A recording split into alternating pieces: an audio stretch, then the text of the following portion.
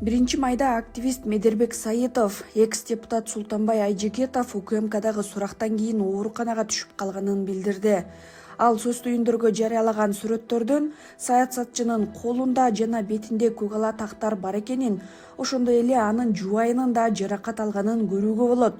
Адам укуктары сакталышы керек, саясий кысымга жол берилбесин деп жазды активист. Айжигитовдун айтымында 30 апрелде ал жубайы Гүлзат Жолдошова менен адвокатынын үйүнө баратканда аларга УКМКнын бир нече кызматкери кол салып, аялы экөө тең жаракат алган. Кийин экс-депутат УКМКга суракка жеткирилип, сот отурумунан соң абалы начарлагандыктан президенттин иш башкармалыгына караштуу клиникалык ооруканага жаткырылган.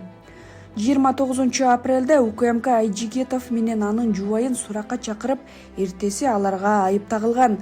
Атайын кызматтан Айжигитов депутат болуп шайлангандан кийин турак жай жана башка жеңилдиктерди жеке кызыкчылыгы үчүн пайдаланып, 2022-жылдын башында жубайы Гүлзат Жолдошованы парламент аппаратына жардамчы кылып жумушка орноштурганын билдирүүдө. Мекемеден мыйзам боюнча жубайлардын түздөн-түз бири-биринин кол алдында же көзөмөлүндө иштөөсүнө байланышкан кызматтарда болуусуна тыюу салынаарын кошумчалашкан.